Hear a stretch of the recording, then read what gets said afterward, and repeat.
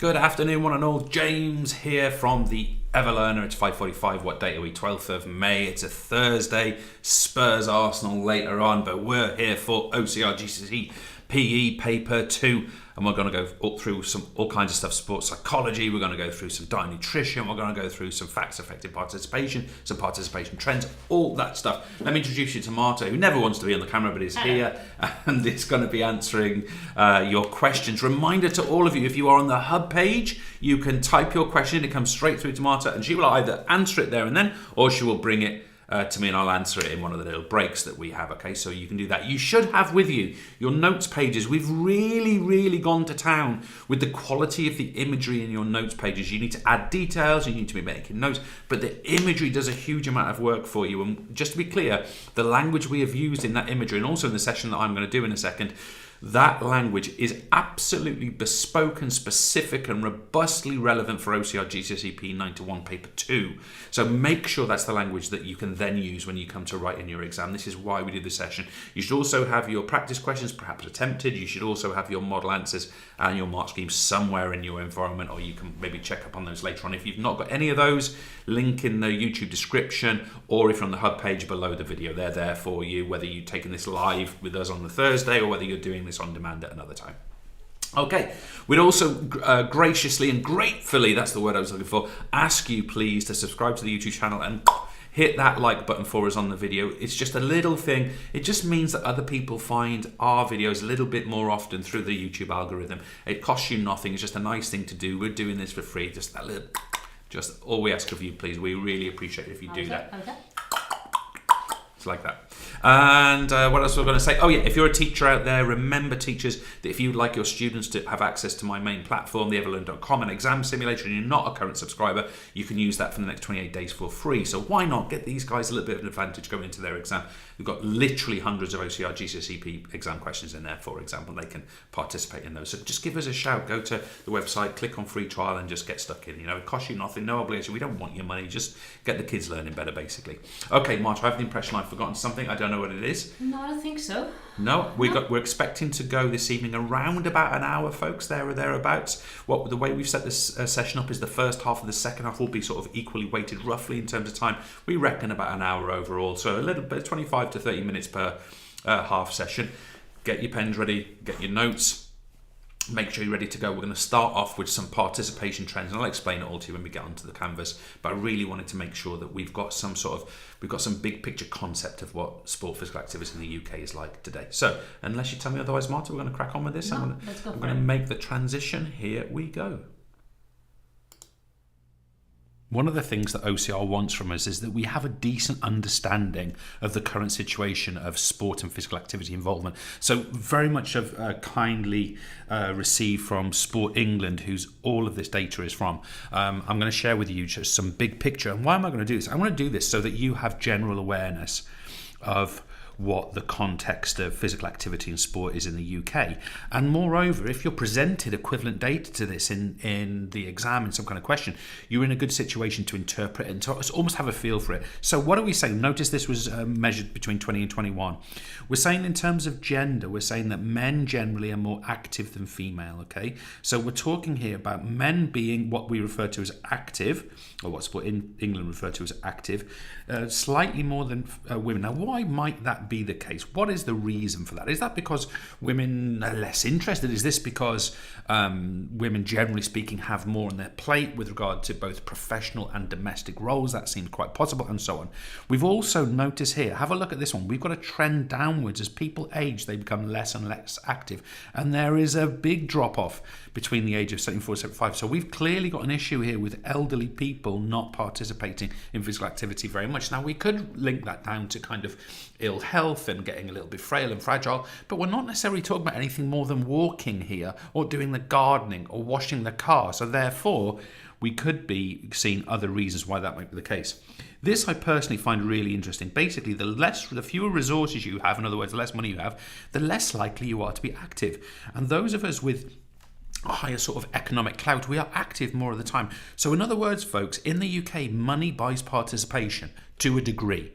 In terms of people experiencing disability or long-term participation, we're talking here, just have a look at this. We're saying activity is less common for disabled people or those with a long-term health condition than those without. So what we're saying basically, if an individual is experiencing a disability, they're far less likely than those who want to participate regularly in physical activity. Now that makes a comment on our society.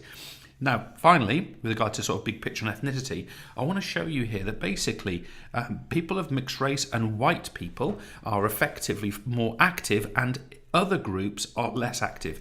So what we can say here, broadly speaking, is that non-white people are less active in physical activity and sport in the UK. Now, again, why is this case? And why are there differences based on ethnic background? Even if we look at the different, let's just sort of discount white people altogether, why are there distinctions between Chinese and other Asian individuals, for example? Why? And that's quite a significant 8% difference. So we can start to sort of consider why that would be the case. So again, trying to develop a picture here.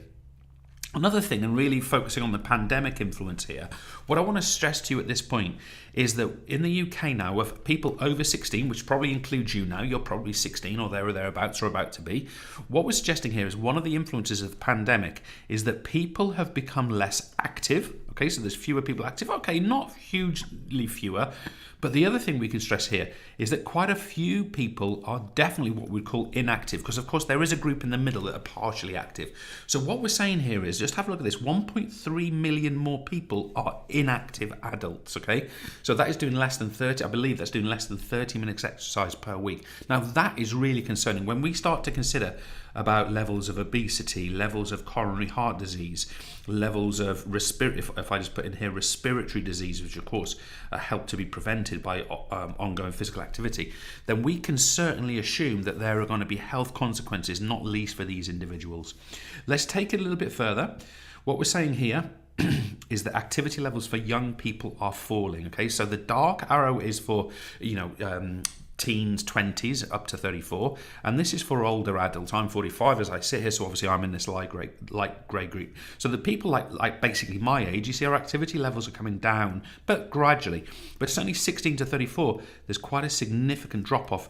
1.1% fewer people are actually doing, in 16 to 34 year age group, are actually doing physical activity on a regular basis or are considered to be active. So again, that would be 150 minutes of activity per week. So again, some quite concerning statistics in this case, again, possibly about the effect of the pandemic. Now, I wanted to put this last one in because I think it's a really fascinating one. It's very much based around the pandemic impact. It's very much based around the pandemic impact. But what I think is interesting here is if you look at the whole idea of volunteering, remember our entire sort of community sports program is run by volunteers. We'll come a bit more about that in a second. But what we can certainly say here, folks, is that we have got a problem when it comes to volunteering. Even people who do it as a one-off a few times, once a month and more regularly, once a week, in every single case, there is a significant drop-off of the numbers of people participating in volunteering activities. This means that opportunities for children reduce. This means that volunteering in sports clubs has reduced. This means that places for people are reducing. So those are real concerns. Now, I want to repeat here, I don't know if that's what they're going to ask you about specifically. My job in terms of going over that data with you was to give you an insight into the big picture so that when you see a graph on, let's say, ethnic trends in participation data, you go, oh yeah, I'm aware of this. There's a general trend that fewer non-white people are involved in kind of active lives. Or we can even say, okay, volunteering has gone down. Maybe they might even put something like age and volunteering together, or volunteering and ethnicity, or volunteering and gender. The point I'm trying to make is that this is the big picture. There's loads of other graphs there that we can consider as well. Now, what we want to do here, folks, is first of all, we want to consider what the factors affecting participation. And I'm actually just going to draw these out for you. You should have, you may well have this on your notes already, but I just want to make sure that you've got this clear. The following things affect participation. They are age, they are gender, they are ethnicity. These things affect participation. We just had a look at some of those, right? And that's what some of that data tells us. We have got religion or culture. We have also got in here family. We've got in here education. All of these things influence whether a person is going to be actively participating or not. We're talking about time. We're talking about work. We're talking about cost. All of these are factors influencing participation. We're talking about disability. This is a factor. We've just seen it above, influencing participation. We're talking about opportunities. I haven't left myself much space here. I don't know why I'm changing to pink, but I'm doing it anyway. We're talking about discrimination. People who experience discrimination are obviously far less likely to participate. We are talking here about environment. We are talking here about climate. We are talking here about media. We are talking here about role models. Now, if you get a question that asks you, role models, let me write that in there. If you get a question that asks you about, let's say, gender participation or age participation, or you get a question about ethnicity, these are the factors, are going to be the factors that influence participation in that case. So let's have a look at that one. I've selected some of them, and maybe we were going to be asked about, how does age affect participation? Why is it that people are declining in their participation over the age? Well, let's have a look at some points. People might experience discrimination. There's a view that sport's for younger people only, right? And some people might be too old to take part. What did we say before? Where is it gone? There's a huge drop-off rate for people after the age of 74. Is it considered at that point that physical activity is for the young? It's not really an older person's thing. This is people might apply that. We might not apply. We're not to provide clubs and opportunity and provision. Role models, very few role models, certainly through the media, for elderly people. What about opportunity and access? Elderly people may need help with transport. What about media? Only focuses on young people, encourages elderly to be spectators only. That's a really interesting point, that one, isn't it? What about family commitments? Well, working parents, looking at a different age group, working parents have less time due to their families, less time due to grandchildren, perhaps for the elderly if they're doing caring roles. The world's pretty expensive right now. Maybe grandchildren are going to become like free carers in the years to come, right? Time and work commitments. Working age have little time due to work, but they might have more time when they retire. What about education? Many adults have not learned enough about movement, about health, about physical literacy. So are there absences about what makes a healthy lifestyle? And is that impact on people's participation? I imagine the PE teachers who are listening to this will probably have a view on that. Cost and disposable income. Financial commitments increase as people get older. We might have to spend money on houses and bills and our kids and whatever it happens to be. And disability, there's very few versions of sport for the elderly, but one example might be walking football. Now, I've put a couple of other examples here. Ethnicity. I've put an example here of gender. I think these are some of like the big picture ones, and you can go over those yourself and have a really good look at what some of the factors might be.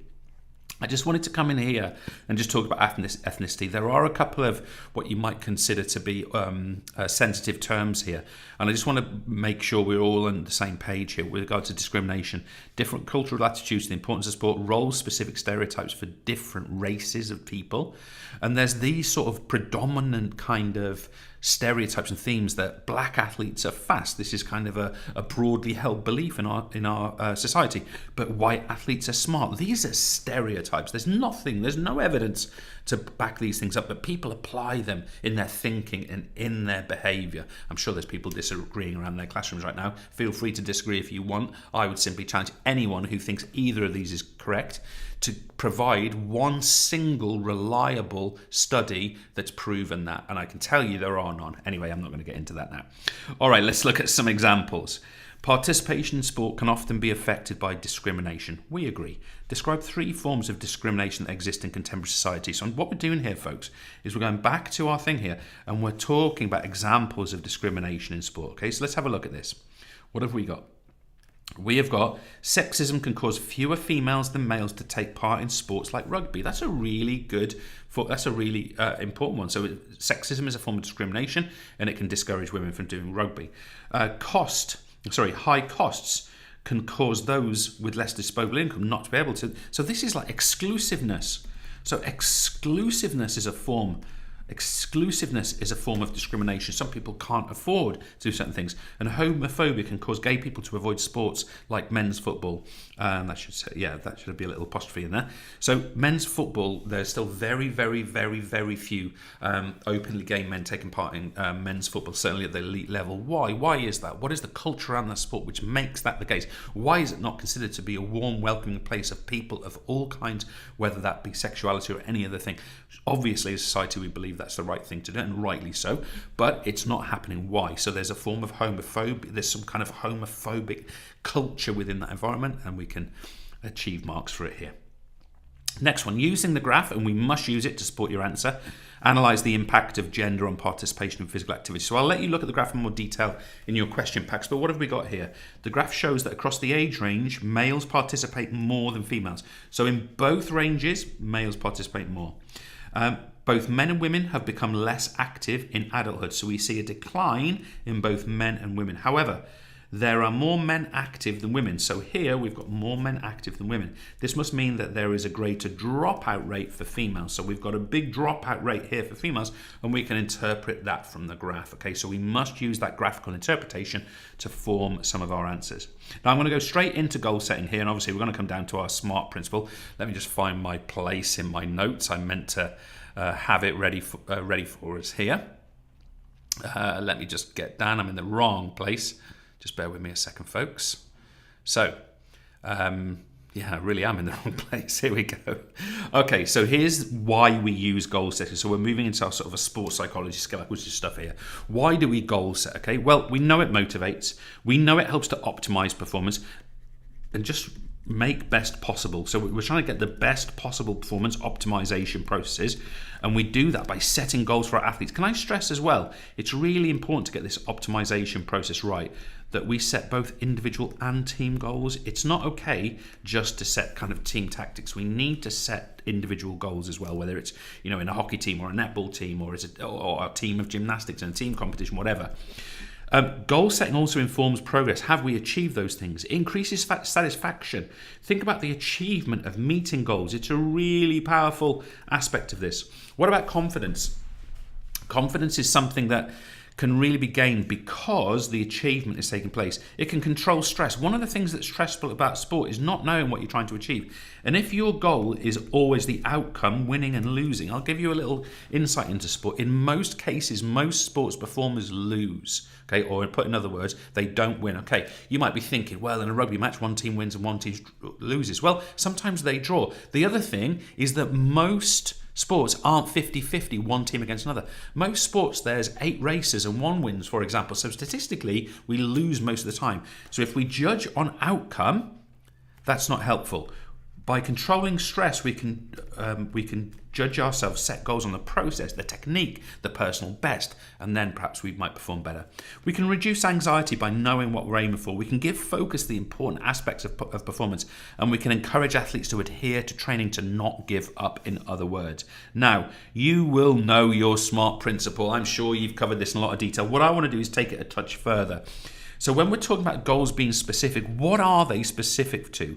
Well, it could be that we're being specific to a component of fitness. It could be that we're being specific to, I might change colour here. We could be specific to, I'm not sure that's any better, aerobic or anaerobic work. It could be that we're being specific to a body part in our training.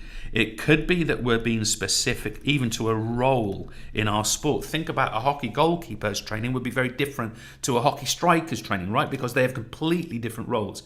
Also, goals absolutely need to be measurable. Why? Because when we make goals measurable, it makes our training objective. It makes it objective. And what we mean by objective is it's pass or succeed or fail. Effectively, there's only 2 outcomes. We make it measurable. We, for example, want to improve a fitness test result. We, for example, want to improve a ratio, a distance, a height, a time, a personal best. We measure the outcome of the goal, and it has to be objective and specific. Now, if a goal is achievable, that means it is challenging. It's challenging, but within reach. You know, if I was to walk into wherever you are now, let's say you're in a classroom now with all your mates. If I was to come in there and say, well, everyone within the next 5 years needs to win an Olympic gold medal, I mean, it's ridiculous, isn't it? Because it's not an achievable one. But if, for example, we were saying, right, we're going to work with everyone and we're going to do a whole series of flexibility training, and we're going to improve everyone's sit and reach test by 7%. Oh my word, I'm so sorry, folks. Hang on. I don't know who that was, but I've rung it off to someone. I'm so sorry, folks. That is really embarrassing. My phone is now on silent. What lessons do we learn there, kids? Don't take your phone in the lesson, right? I'm so sorry. That's really, really embarrassing. Hey, you know I'm a real person now, at least. It was probably me, ma'am, you know what I mean? She's probably wanted to know if I forgot me packed lunch. Anyway, let's go on to recorded. Often we're talking here about whether it's a train. We put our we put our aims and our goals into our training diary. We might even put them on the wall of the gym. We might even, and the other thing as well, I'd say here, we make them agreed. And then when they're recorded and written down, it's almost like an agreement, isn't it? We might even agree and write that down and sign it, both me and my coach. And we make our goals timed. And what we mean by this is it could be 4 weeks that we have to achieve the measure. It could be 6 weeks. But you know what? If it's 6 weeks and 1 day, we failed because we didn't achieve the measurable outcome in the bespoke specific time that we designated. So let's go down here. We've got a question. Using goals in training helps motivate a performer. We agree. Identify 2 other reasons for using goal setting. Training adherence, to keep training, to improve performances, to make them better performers. I love this question. A badminton player and his coach write down his goal, which is to improve his shots by 5%. So there's the goal in the ring right there. Explain how they could use the SMART principle to improve this goal. So we've got to give aspects of SMART that are not included in here. So first of all, I'm saying this is not specific. But to get my second marks, I've got to get to 4 here. To get my other marks for specific, I've got to say, for example, measure the goal specifically by it being 5% fewer shots landing out of court. So I've not just said by 5%, but it's fewer, basically 5% more accurate by not missing. We've also got in here, we must make it timed. And I recommend that this goal needs to be achieved within 6 weeks. We give the goal a specific nature, a time nature. What have we done? We've included our S and our T of SMART, and we've left the C in the middle. That was a little linguistic joke. It was rubbish. Anyway, if you learn Spanish, you will know what I'm talking about. Explain why an athlete is likely to review their SMART targets midway through their training program. So why would we review targets midway through?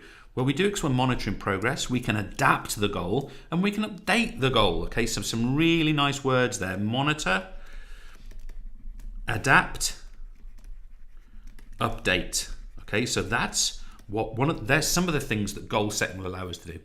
Okay, folks, I'm going to change canvases there. Be straight back to you.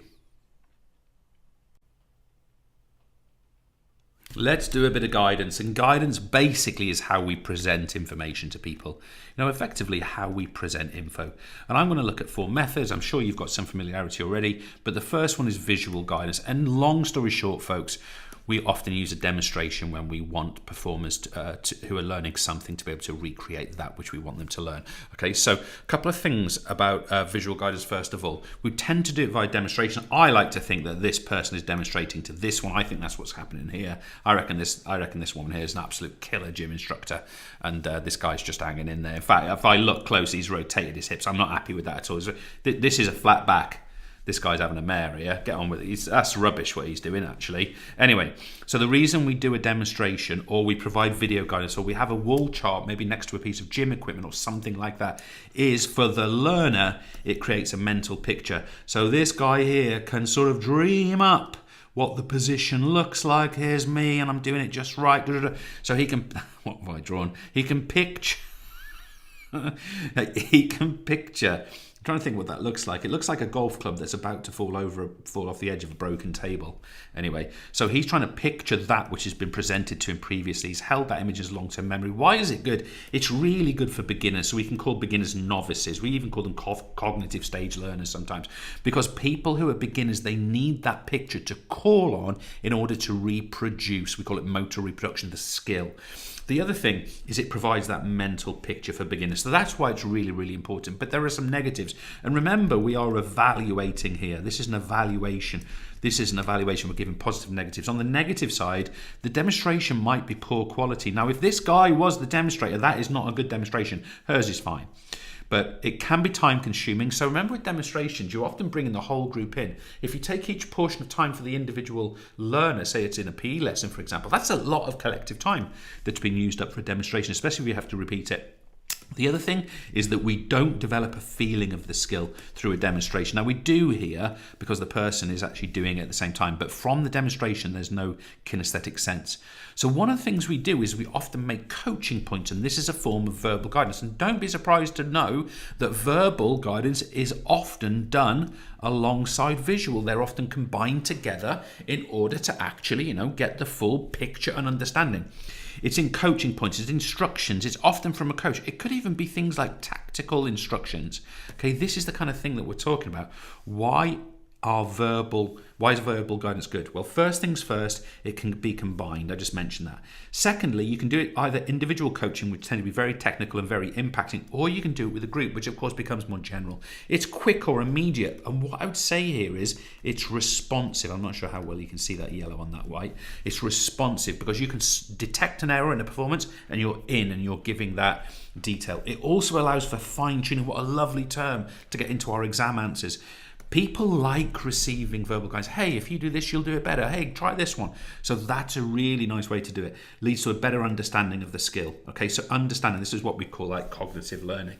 If this tennis player understands why she's hitting a volley the way she is, she's more likely to be able to adapt that in the game when she gets there herself. Now, think about the negatives here. It can lead to too much information. If we give 10, 12 coaching points, especially to younger performers, they're just not going to remember that. Let's be in reality. Secondly, what if the info is not accurate? So think about the importance of coaches going on training courses, for example, updating knowledge, being contemporary, knowing the right way. These are important, and you'll find a lot with coaches that they do their coaching badge, then they coach, and they never go back to learn. That's a problem. It can cause misunderstandings. Now, this is often to do with language. So if I was to use very technical language around, if I was talking about a volley in tennis, and I was talking about, right, to move the arm quickly through medial rotation, we need to decrease the moment of inertia at the shoulder. And we do that by drawing the elbow in some elbow flexion with the bicep brachii inserting onto the radius. You're going to think to me, what is this geezer on? Now, everything I just said was accurate. Everything I just mentioned was absolutely accurate technique for a volley in tennis. However, that girl there had no clue what I was saying. Well, she's not real, but she's real, but she's just on a picture. But you know what I mean? It wouldn't work. There's no mental picture with visual, hence we combine it. And also, there's no kinesthetics with verbal, and there's no kinesthetic sense. We don't get a feel of the skill. So we can evaluate verbal now. Now, manual guidance, which is the laying of hands on a performer. We see here we do some kind of shoulder rotation for the rotator cuff, maybe. What we're getting here is we're getting a physical guiding of the performer. When manipulating the performer into the right technique, the right position. Why is it good? It gives that kinesthetic feel of the skill. We know what correct feels like, so when we do it again, we can maybe reproduce that ourselves. And it gives people confidence, especially with something they haven't done before. But there are negatives. What are they? It can lead to reliance. It can give a false sense of security that you're able to do something, but actually can't. And maybe it slows learning down a little bit. Now, our mechanical guidance, and we're going to look at this in a bit of detail in a second. We've used a parachute and a runner here as an example because we're talking about physical aids. Examples: harness, bowling machine, coloured cones. We've got a parachute here as another example. It leads to a kinesthetic sense because we effectively, let's say the harness takes us through the correct movement, and it builds confidence. Brilliant. But it can lead to reliance, false sense of security, and slow us down. So quite similar to our manual guidance in that sense. Let's look at some questions, folks. Wow, what a question. I actually remember writing this question. I wrote this question. And I'm really sorry. I'm going to be a bit sexist here, okay? I know it. I'm aware that what I'm going to say is sexist, but I'm going to say it anyway. And that is to say that when I wrote this question, I couldn't help but think about like the footballery boys that I work with. And what I mean by that was I thought, right, I'm going to ask a guidance question. I want it to be proper tough, right? And I thought about those boys who are on FIFA 22 all day and playing football, whatever. I know there's girls doing that as well. Forgive me, hence the sexism warning. But the point I wanted to make is I thought, all right, what's the most challenging question I can ask them? And I thought, right, mechanical guidance, horse riding. And that's where we are here. So explain how a horse riding coach could use mechanical guidance with a beginner rider. So what we do? Well, they're physical aids. That's the first thing. They could lead the horse with a rope. They could also use coloured cones, okay, that will help them to control the horse. Finally, the coach could use a harness. They could also use a step to get onto the horse. They could also use kind of jumps and equipment. Anything like that would get us the mark. Why? Because they are physical aids. What wouldn't have got us a mark would be things like, you can help adjust their hip position, or, you can give them coaching points. No, that's manual, in that case, verbal. We've got to be able to apply this. But can you maybe see, well, okay, you don't need to know equestrian sports in detail. You need to know the basics of, in this case, what am I trying to say? Mechanical guidance. Another one here, describe one advantage and one disadvantage, therefore how we've looked at it is important, of manual guidance. So manual guidance can reduce danger. That's a really nice point for us to add into our evaluations. However, they can become reliant. In fact, let's do that, folks. Let's go back up here. Let's just say for both mechanical, reduce danger. Think about the harness, for example, crash mat and trampolining. And manual as well can reduce danger. Okay, so they're really nice additional points. I guess that's where we've gone with the can build confidence, but they reduce danger as well, right? Okay, and we've got one more question here. Describe 2 advantages and 2 disadvantages of using visual guidance when coaching. So 2 advantages: creates a mental picture, it's good for beginners, it can be done with groups. So I've actually got there that the way this will work is I must have at least a 3 positives and a 1 negative. Sorry, let me do that again. And a 1 negative. I can have 3 negatives and 1 positive. I can have 2 of each, but what I can't have is 4 positives and no negatives. So here, it does not create a feeling. There's 1 negative. If the coach makes errors when demonstrating, that's a problem. So in other words here, folks, I've looked at it in this direction, the positive, I've looked at it in this direction, the negative, and I've brought my answer together as an evaluation. Okay, I'm going to pause there before we get into feedback, because I think that's probably going to be half time. Someone will tell me, I think. And indeed it was half-time. Thank you, Marta, for keeping me on track time-wise. I hope that was useful. Again, just want to repeat that thing about that little first section. I really trying with that participation trends to give you a feel for a flavour for what kind of physical activity sport participation in the UK is like today. And perhaps that might give us some indications of what the nature of participation questions might be, because that's the big picture, right? So that's what I was trying to do. I don't think it's anyone's job to try and memorise those figures. It's more knowing that those are the trends and knowing that that's the reality today. So therefore, we might be asked around some of those areas possibly. So yeah, any questions, Marta? Any thoughts? Yes, one question. James, could students be asked an exam question which is about the effect of the pandemic on participation? Yes. So the questions that will be sat this year would have been written in 2020. So it's possible that obviously we wouldn't have known at that point when this thing was going to end, or I'm not saying it's ended, but you know what I mean. But it is possible, yeah. What I think is definitely the case, though, is if you get questions on participation trends and facts affecting physical activity participation, the pandemic and the impact of the pandemic must be in the mark scheme. So if you're asked a question about why are obesity rates rising, why are there fewer people of this age participating, or how can we promote more females, or whatever it happens to be, to participate, it's very likely to be the case that part of the answer that will be credited will be a recognition of the effect of the pandemic. So what is the effect of the pandemic? It was that people didn't go outside for a whole bunch of time. More people became inactive, fewer people were active, and we've got way fewer volunteers than we did before, which is a really important construct when it comes to sort of community sports clubs. I'm sure the vast majority of you attend some kind of sports club where there's a volunteer coach or referee or administrator or whatever it happens to be. So these are clear trends and we can recognise them, and I would be devastated. In fact, I would make very clear representation to any exam board if they don't credit that kind of accuracy in answers within the mark schemes. So that little picture I think is quite nice to have. Again, I want to repeat, I don't think anyone's arguing that you should remember that exact statistic about how many males and females are active and not active. That's not the point. It's to create this sort of this awareness of how things are now, which is why that data's there. If you want to show off, include the numbers, that's great too, right? But no one should expect you to do that, I don't think. Well, maybe you should expect yourself, maybe. I don't think that's the nature of the question. You're not going to be asked what's the participation stat of whatever. That's not going to happen. Any other questions, Mark? Anything that you would like to question or say to these many young people that are listening to us at the moment? Anything you'd like to say? No, nothing really. I've got no question. I think everything is very clear and very. I don't know. I as a non-PE specialist, I understand everything you've explained. So very well done, James. Thank you very much. I was just looking for a bit of credit. So we'll make the transition. We'll go straight back and look at some feedback, and then obviously we're going to move into the stuff around health and nutrition.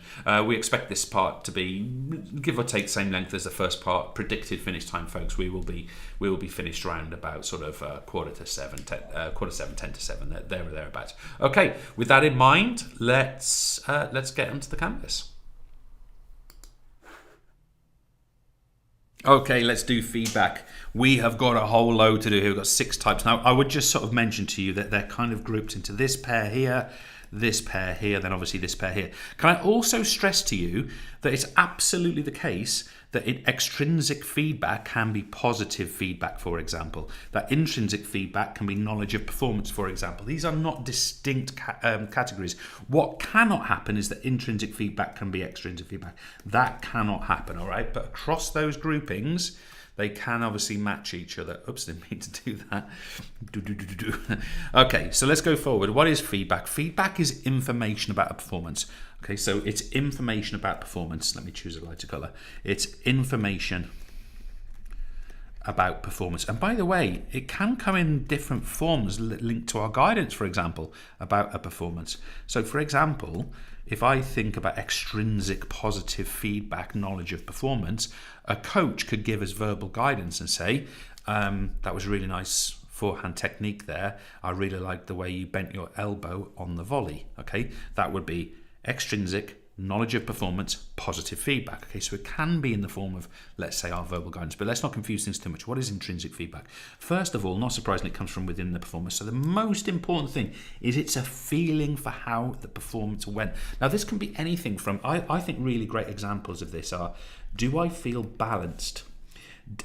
What happened when the ball hit my hands? Was it good, clean contact?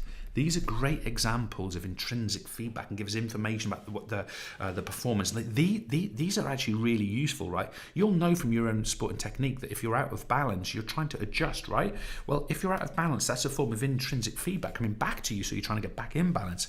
We often call this a kinesthetic sense or kinesthesis, and there's my balance example there. So what is extrinsic feedback if it's different to this then? Well, it's from beyond the performer and usually from some kind of other. Okay, it's usually from some kind of other. So the classic examples would be a coach or from the environment. The environment could be something like the scoreboard changes. Okay, yeah, it was. Or in basketball, the umpire, I'm doing that sort of arm up 2-point sort of signal up above my head. If you're a basketball player in a classroom, show the others what it is. This is a signal that yes, it was, or actually a 3 would be, if I was right on the edge of the D, I could say, right, yeah, on my feet were outside, it was a 3. So it could also be information from a teammate or the outcome of the performance. This is extrinsic. Now, we are not saying you should only use extrinsic or intrinsic. The beauty of this is you can use both forms of feedback to inform you about your performance. Now, what about knowledge of results and knowledge of performance? Now, I'm going to start with knowledge of results first because it's easier. This is a form of terminal after we've performed feedback about the outcome. It's knowing the score, it's knowing the result, it's win, lose, it's success, fail. It is, for example, catch, drop. It is, for example, goal, no goal. Okay, or got to the player, didn't get to play. These are all examples of knowledge of results. However, knowledge of performance is different. Knowledge of performance is technique based. Was the technique accurate? It can be information on tactics too, and it's information on how skillful we have performed. So go back to that example I made about the right level of flexion at the elbow. That would be an example of KOP. Let me actually write that in there, KOP rather than KOR. So KOP rather than KOR. How well we performed. It doesn't matter what the result is. The ball went in, we lost, we won, whatever. It's how well did we perform. Now, positive feedback is that which reinforces the behaviour. Okay, so clearly it's things like praise, it's encouragement. And what it leads to is better technique. I actually think this is a better example. It leads to the behavior being repeated. So if a skill has been done correctly and we positively feedback, that's a great technique, a great shot, whatever, that's going to mean that that behavior is likely to, and the technique of that behavior is likely to be repeated again. However, if we use negative feedback, which is information about an unsuccessful performance, such as it could be criticism, that wasn't very good, but what it could be more likely is technical information about how to improve. Right, with that shot that you just took, this is a hockey example, I want you to draw your hands lower down the stick, and I want you to get your knees lower as well, so that the stick is more parallel with the pitch, or whatever. I just made that up. It's probably rubbish. Actually, it'd be bringing the hands up, wouldn't it? Anyway, doesn't matter. This is information about weaknesses or errors. It could be It could be, for example, the final score if we lose. It could be critical information from a coach. It can lower confidence, but it's crucial for elite athletes. Elite athletes need negative feedback because they want to know how to improve. Okay, an elite athlete is not that bothered about, oh, tell me I'm great. Some are, by the way, but lots of elite athletes, it's like, okay, how do we tweak this to make it slightly better? Where are the marginal gains? Where did I go wrong? How do we shave a tenth off, or whatever it happens to be? So these are our forms of feedback. And can I just repeat to you, for example, that intrinsic KOP are very closely linked. Extrinsic KOR, nodule results, are very closely linked. And can I just repeat again, that positive feedback could be feeling, yes, I'm in balance, but negative feedback could be, oh, I'm falling over. Okay, they're actually, they can link together, and it's important that we realise that. Questions. Let's go here. Using a sporting example, explain how positive feedback can be used by a coach. A coach can praise, and we've got here to the performance, such as a badminton coach praising her player by saying, you moved your non-hitting side leg first when moving towards the backhand. So we've got praise and we've got the example of that praise because we've been given a sporting example. Now, if I'd said it's praise such as saying well done, that's 1 mark. I have said in badminton, the coach says you moved your non-hitting side leg correctly when moving towards your backhand. Okay, that is a specific form of feedback and gets me my 2nd mark. Now then, we've got here, justify the following statement. Extrinsic is the most important type of feedback for beginners in sport. Now, of course, justifying is an AO3 skill. We've got to say to what degree this is true or not. So, extrinsic feedback comes from an external source. That's what it is, such as the coach. Novice, the beginner, receives an experienced insight. So they get the experienced insight from this extrinsic source. It helps them to detect errors. And this must come from an external source because the novice doesn't know the feeling of the skill yet. So we're saying, yes, this is true. Now, if we were to go a bit further than this, we could say, however, something like intrinsic feedback would develop over time and could phase out extrinsic, but that's not what the question's asking us. The question's asking us to justify whether the statement's true, and we're basically saying, yes, it's true for these 4 reasons. Okay, we're making very, very rapid progress. I'm just trying to think. Oh, yeah, okay, I'm just checking what we've got to come. All right, so here, health, fitness, and well-being. Folks, I know it's dull, but you must absolutely know your definitions, okay? So we've got our health and fitness definitions in front of us. Really important that we can get these right. For health, we're talking about a state of complete physical, mental, or emotional, choose whichever term you prefer, and social well-being, okay? And it's a freeness from illness or injury. So, folks, can I just... I always say this to students when I'm teaching this particular lesson. Obviously, we're going to learn the definition here. But can I just take a philosophical moment just to talk to you about life for a second, okay? Now, who the hell am I to advise you on your life? You probably know many, many things that I don't, right? That's all understood. But being healthy is not just this. There's going to be challenges in your life where you're going to feel, right, life is hard, and at least I'm not sick, or at least I'm not poorly, right? Okay, fine. We're free from illness. We're free from injury. But folks, can I please stress this word?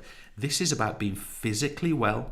It's about being emotionally happy, and it's about being socially enriched. Being healthy is not just not being miserable and ill. Being healthy is about being well and happy and embracing life. I'm tearing up here. Do you see the point I'm trying to make? We're just given a definition here, but I'm trying to also sort of set an expectation for you in your lives, and I think it's important. Now then, fitness, that's different. It's a person's capacity to carry out activity without getting tired. So this is relative, folks. It's going to be different. You know, I'm fit for my job, which is I basically run a website, right? But if I was a decathlete tomorrow, I wouldn't be fit enough, would I, if I was a professional decathlete? So I'm fit enough for what I'm doing now, but other people's roles, lives, experiences are different. It's what your body is capable of in sport. I mean, my body ain't capable of much anymore, but I still play my table tennis, I'm still doing a lot of cycling. But it's what you can actually do, and it's being able to cope with the demands of everyday life. All 3 of those are acceptable definitions for fitness, folks, okay? So really important to stress that. Now, where I want to go with this is I want to look at the impact of physical activity. So we're going to look at this physically, emotionally, and socially, of course, because our definition is from here. And let's have a look at what these are. So I want to look at physical first. we're going to have a decreased likelihood of injury if we are physically active. Our coronary heart disease, heart attack, stroke, let's call it CHD in general, it's less likely if we are physically active. Our blood pressure will go down. We will not experience hypertension if we're physically active, probably. Our bone density will go up, which means the likelihood of osteoporosis will go down if we're physically active. Obesity is not likely if we are physically active. Okay, it's not likely that we'll get a BMI over 30 if we're physically active. Our type 2 diabetes, it's less likely to develop lifestyle diabetes if we're physically active. Our posture will be improved or maintained if we're physically active, and our fitness will go up and be maintained. So all those physical health benefits are to the positive. Now, obviously, if you were asked about a sedentary lifestyle, you could do the opposite. Well, if you're sedentary, you're more likely to get injured, you're more likely to get CHD, you're more likely to have high blood pressure, you're less likely to have dense bones, and you're more likely to have osteoporosis, and so on. So read what the question is actually, which way round it's asking you to write. Now, on the emotional well-being, we release stress-busting hormones or endorphins when we exercise. This makes us feel happy. And I'm just trying to see if there's one that's like I'm just going to put here, feel-good factor. Feel-good factor. And that's what we mean by those endorphins. I mean, serotonin is an excellent example. We get rid of excess energy, especially for young... Geez, I wish I had excess energy. My God. Get rid of excess... I hurt just getting out of bed, to be honest with you. I mean, I wish this meant stuff to me anymore. As a teacher, it does. We experience catharsis and less stress. We escape from reality. It's escapism. It's one of the reasons why so many people play sport and do physical activity. It can help clear your mind. Guys, when I am on my cycle or when I am on my run, there's nothing clearer than my mind. It's like I'm just working out all that crap, it's working out all those things, and it helps to clear my mind. It makes me feel better and more confident. I can't relate to this one anymore. It will give you a better body image. I mean, I'm going the other way. So mine's negative in this sense. And it can lead to an aesthetic appreciation, which is an appreciation of the beauty of movement. I'm sure the PTs, at least if you're in the room with your teachers right now, will be able to discuss that with you. And that's probably the basis of their job, actually. And social well-being. Being physically active, part of a club, it can help us with leadership skills, it can help us with communication skills, it can give us a sense of something. Think about your kits, your colours, your badges. It makes you feel part of something, right? You're proud to wear that team kit or that team tracksuit. It helps with cooperative skills, so working with others. Basically, if I just put working with others, often people, you will obviously like and even love many of your teammates but some of them you actually just put up with. Okay, so you learn to cooperate with lots of different other people. You meet new people, and this is often of different ages. Okay, different ages, and that is absolutely brilliant that you meet people of different ages. And of course, you make and hopefully sustain new friends. So question, state 3 social benefits for a family attending a health club. So social, the key phrase here is social. All we're doing is stating it, and it's about a family. So it's a sense of belonging to the club, form new friendships, different experiences and ages, and avoid loneliness. Oh, how lovely that answer. Other things there, you've got shared experiences, development of other interests. So lots of nice answers in there. Make sure you get them into your notes. Identify 3 consequences. Now, this is going to the negative, obviously. So this is the negative of leading a sedentary lifestyle on physical well-being. So now we're going back to this physical, and we're saying, right, what if the picture is negative? What would happen then? Okay, and we've got here angina. By the way, this is a form of coronary heart disease. We have chronic high blood pressure. We can also call that hypertension if you want to build that into your subject vocabulary. Chronic high blood pressure is called hypertension. We might gain weight. Of course, we can use the phrase obesity within that answer. There you go, an obese, which in turn could cause type 2 diabetes. And this is the lifestyle form of diabetes. Now, can I stress to you folks, if you use diabetes in your answer, I really do urge you to put type 2 diabetes. Not doing exercise is absolutely not a cause of type 1 diabetes. Type 1 diabetes is a predisposed, thought to be genetic condition. So we should be saying type 2 diabetes within our answers. I think diabetes will probably get you the mark, but because you want to be right, put type 2. Okay, change your canvas. We are officially in the home straight here, folks. Let's talk about diet and nutrition. So I want to think about components of a balance. Hang on a minute. I want to think about components of that balanced diet here, folks. And obviously the components are down here on this side, you can see them. But I want to go through some details of each. Carbohydrates, folks, I know that you study these excessively in biology. I know that they're long-chain polymers, that it's starches, sugars that are broken down into monosaccharides, saccharides in the form of maybe glucose. We're not going down that road today. What we are saying is these carbohydrates, which are ultimately broken down to glucose, are the main source of energy. And by the way, this is at all intensities. In essence, if I could just summarize for you, cells prefer glucose to any other reactant for energy, okay? And we're going to recommend that 60% of a balanced diet on average is going to be made up of carbohydrates, things like your brown bread, things like your pasta, things like your rice, potatoes, etc. Now, we can store carbohydrate in the form of glycogen, and we do this in the liver and the muscle. So, of course, we can then break down glycogen to release glucose. And you folks know glucose is a reactant for both the aerobic and the anaerobic energy system. Glucose plus oxygen goes to CO2 and water and energy release. And of course, in the anaerobic, we've got glucose goes to lactic acid and energy release, and that one's anaerobic. But we break it down into glucose. Now, proteins, they're about 15% of our diet. Obviously, it does depend on what diet you're talking about here. But they are used, these things that are broken down in the stomach, and biology, right? Protease is broken down to amino acids, absorbed to the blood, delivered to the ribosomes. Don't worry about all that. I know you know that. But what do? Well, they're built back up into amino acid chains into proteins, and they are for growth and repair, and especially for things like muscle tissue. Okay, one of the things that we can do with amino acids when broken down from protein is we can build them into muscle tissue. This is a form of adaptation and a response. Remember, this is a response to training. This happens because we're training. And as I say here, amino acid is the product. Well, the substrate is protein, and it's broken down into amino acids. Now, our fats, which of course you guys also know as lipids from your biology, it's also a source of energy, but this is for low intensity. Okay, so it's a source of energy, but it's for low intensity activity. So it's stored as subcutaneous fat that's under the skin. It has lots of energy used for insulation and protection. And of course, it's in the formation of cells, especially the cell membrane. Again, you folks know that the cell membrane is a fat-based membrane. And we're arguing that although people have a negative attitude to fat, it's 20 to 30% of our calorific intake, depending on which diet you're reading. Now, obviously, I've given some figures there of 6% carbs, 50% proteins, 20 to 30% fats. Can I just stress to you that you can challenge that in your life? You don't have to follow that particular diet. There's loads of alternative diets, and there's a lot of good research these days on the nature of diets that are more healthy or healthy for different kinds of people. Now, let's look at minerals. These are trace elements that we cannot produce in the body. They're basically little rocks. Okay, so we're talking about calcium, we're talking about phosphorus, we're talking about iron, we're talking about sulfur, we're talking about magnesium, we're talking about, what haven't I said, sodium. So we've got efficient body function. They help with body function. So oxygen transport needs iron. We take on iron from leafy vegetables, certain meats, certain fishes. Muscle contraction requires phosphorus. Bone strength requires calcium. So we've got to take these trace elements, and I just want to add that term in here. You've got to take these trace elements in from our food. Vitamins are all about health. Okay, vitamins are all about health, and we can't store them, by the way. So they prevent disease. They help to release energy, by the way. This is the B12 vitamin, and they help with metabolism. Okay, metabolism is the sum of all chemical reactions in the body. So without vitamins, we can't undertake all the chemical reactions that we need.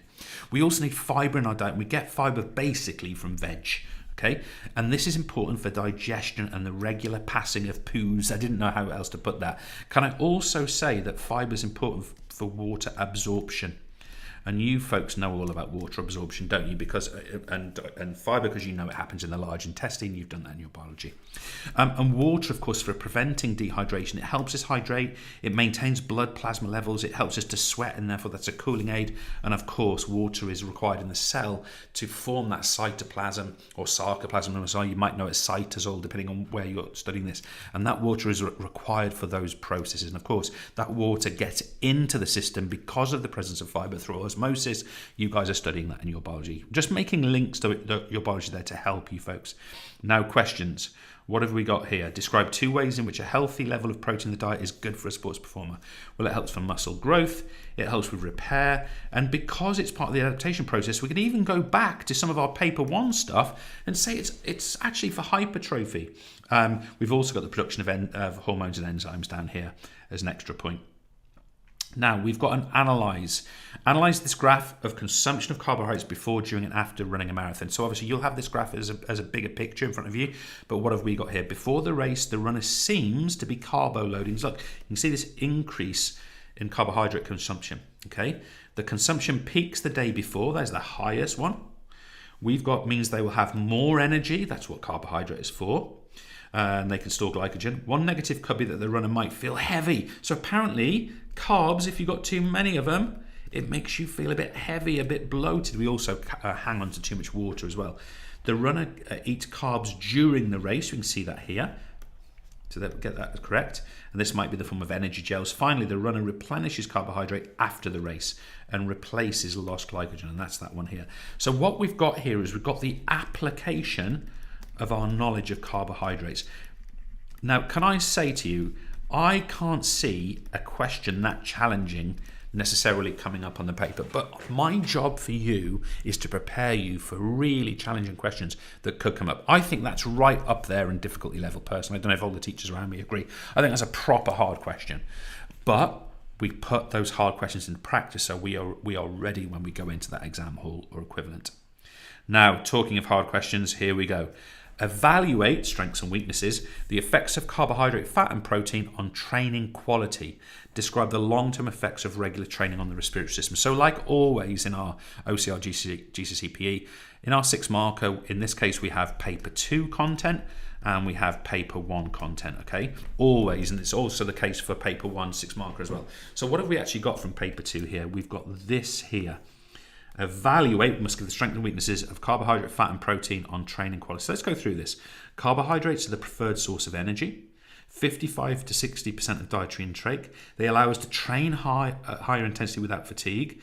They should the athlete should focus on slow release carbohydrates. Simple carbohydrates can be useful just before and during training. However, if they eat too much carbohydrate, it's converted to fat, which can lead to weight gain. Fats, and now we're into fats, the second part. Fats are a source of energy, that's good. 30% of intake. Fats have more energy per gram than carbohydrates. Nice little factoid there for you. But they're slow release, so are only useful for aerobic respiration. However, too much fat can cause weight gain and increase blood cholesterol, which can lead to health issues. Now on to proteins. Proteins are crucial for muscle growth and repair. Approximately 15%. We consume protein after training.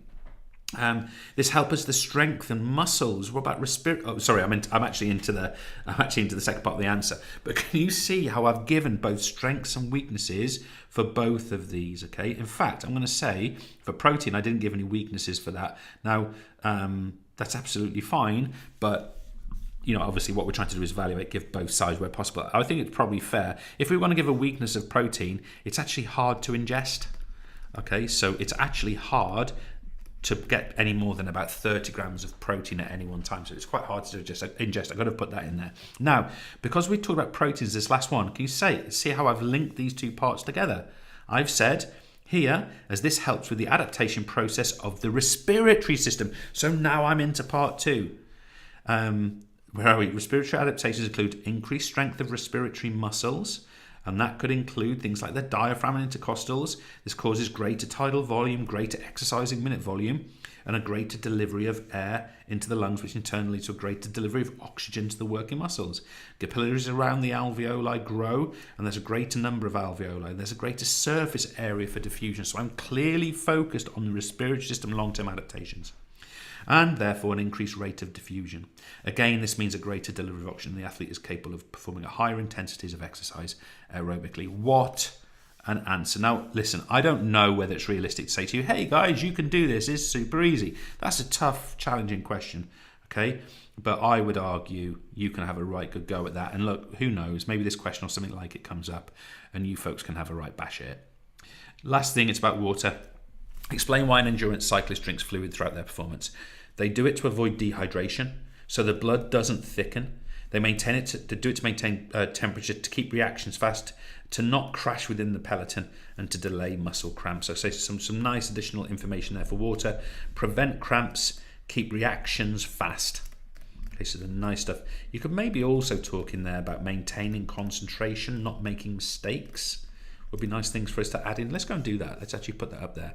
So why don't we go here? So we've got maintain, concentration. I'll just put conc. We've got fast reactions. And what was the other one I wanted to add in here for our water? What was it? It was, prevent cramps. So let's go back up here. Prevent cramp. So water is really important for those things. By the way, cramp is a lack of electrolytes that are required for, or minerals are required for muscle contraction. Of course, when we sweat and we lose water, we actually rinse out certain minerals in that, sodium and calcium, the really important ones, and that actually means that the muscle can't contract properly anymore. Anyway, that's that. I hope that's useful. Let's go back to the screen. And we are back. Marta, how was that? Hello. Thoughts, observations, questions? Yes, I've got a question from a teacher at Elsford School in Warwick. That's Colin. That is Colin. That's Colin G, isn't it? Yeah. Mr. G. Sorry, Mr. G. Students probably listening. Yes. Mr. Grinham, isn't it? Yeah. Mr. Grinham. Sorry, Colin. Sorry about that. In addition to saying, and thank you, Colin, that the materials that Mr. Grinham. The sessions we're doing are really useful for the students who are really engaging, Thank you. so the materials. So Thank you, Colin, for. Well, thanks for participating, very two students words. as well. That's really nice to hear. Exactly. Brilliant. Mr. Grinham wants to know, saying that his students asked about the question 15 model answer. Yeah. And the question is that worth a lot more marks than 6? Yeah. And how many AO1, AO2 and AO3s would they need? So I would happily answer yes to the first part of that question, which is my answer that I wrote to that question, bearing in mind, obviously, I knew the question in advance, so the mark scheme was next to me. Was it worth, if you just read it purely as a piece of writing, is it sort of worth, air quotes, more than 6 marks? Yeah, probably. I mean, I think any marker that received that type of answer in an actual paper, they would be blown away with that, and obviously it would be given 6 marks. So I think first of all, for students, what we're trying to do there is to use that answer as a source of new ideas, of new answers. I don't think anyone's saying you should be writing like that. I'm not a great writer by any stretch of the imagination, but of course there's certain structures around me writing when I'm preparing those answers that are not identical to the ones you're going to have sitting in an exam hall. So yeah, I think that's completely reasonable, Mr. Graham, that my answer is above the level that will be considered the typical level.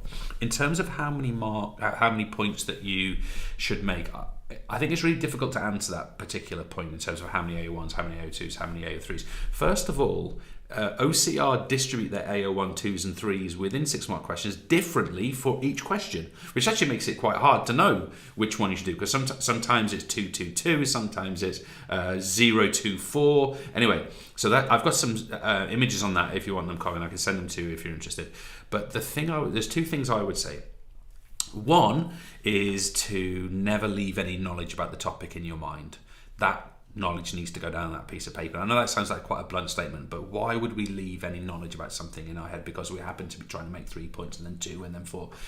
The second point I would make is that if you get the knowledge right at the AO1, so if you make sure you get your facts, your definitions, your descriptors in, make your practical examples feed off those descriptors. Now, I've done a blog post last week on what practical examples should look like, and I've said example, impact, outcome, and you can have a look at that as well. And the third one, once you make a good example, the sort of evaluative point is almost natural off the back of that. Finally, I would say about the 6 mark questions is notice in every OCR GCSE P91 6 mark question, you get 2 command terms. You get one that includes some AO3, that's going to be an evaluate, a discuss, and analyze type question, and then we get a command which is normally describe and explain. In that half, I think, what was it? Was it explain or describe in that question for the respiratory adaptation? I can't remember now. In that part of the question, there's no AO3 credit at all. I'm there to give the adaptations and explain their impact. Okay, so it's quite useful to identify that. But yeah, fair play, Colin. I would say yeah. My answer I would say way above the requirement of a 6 mark. Equally, loads of useful knowledge in there for the students to interpret and to bring into their own answers. So yeah, any other questions, Marta? I have a question personally. I've been listening about your description of diets and healthy diets, balanced diets and all of that, and I wanted to ask you, I'm currently on a keto diet where I'm not eating very much carbohydrate at all. Right. So, and obviously, I know the data on it. So just for the students out there, so the 60%, the 55-60% that's recommended for carbohydrates, you're not eating at all, right? No, I'm Okay. only having the carbohydrate that's naturally occurring on vegetables and what have you. But Yeah. I'm not eating any starchy food. I'm not eating any pasta, any rice, any potatoes, or anything like that. Pizza, Sorry. bread, none of that. Believe me, it's not easy. So, is such a diet unhealthy then? No. So I'll answer that in two ways. First of all, from OCR GCSE spec perspective, a balanced diet is contained of, let's call it 60. Let's say it's 55, 30, 15%. That's the proportion we had in that 6-mark question there. So 55% carbohydrates, 30% fats, lipids, and then 15% proteins. That's what OCR accept as a balanced diet. However, there are many diets for different people that are completely healthy, and it also depends on how long a period of time you're on that diet for. I don't want to get too far into this, but there's some really interesting research around the process of mitosis and the prevalence of sort of carbohydrate-rich diets, which suggests that actually carbohydrate-rich diets are not overly healthy in sort of a modern Western society, and actually more protein would be really, really helpful. But the problem we've got with that is in the Western world, people tend to use meat as protein, and there's all kinds of issues with processing that meat, the treatment of animals, the cost of meat, and so on and so on and so on, the environmental impact. So, but no, your diet's certainly not unhealthy, and certainly for a period of time. And doing really well, Nick, and let these folks know that, not that you needed to lose any weight, but you've lost, what is it, 10 kilos, 11 kilos? 10. Not bad. You're looking good. Thank you. You're looking good. Any other questions, Marta? No more questions. Cool. Well, folks, I think it leaves us to say this in essence is the end of Paper 2 revision. You folks have done Paper 1 and Paper 2 revision with us. We want to wish you luck. Go get them, all that stuff. Believe in yourselves, put the effort in, and that will come out. I cannot stress enough the level of accuracy that we've put into the resources and the details and the notes that we've provided you, so you can really rely on them, at least up to the point that the AEI published material is going to be really well covered here. So if you really consume this material well, and we've put a lot of time into making, and Marta personally has put a lot of time into making those images, whether it's the evaluations of guidance types or whatever, those will serve you well. So make sure you go into those exams equipped. Look, we appreciate you. To all you teachers out there, thank you so much for taking part and supporting my and our work. Just a reminder, those free trials are there for you. If you're not subscribed to the site, just get the kids on it and get them benefited in these last handful of days. It will make a difference to them.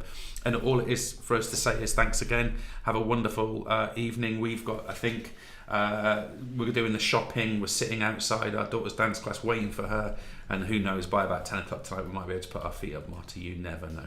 No, you never know. We might be lucky. All right. Guys, folks, thank you so much. Have a wonderful, wonderful, wonderful evening, and the very best for the exam season and for the coming weeks. Looking forward to the summer. It's going to come around sooner than you realise. Cheers.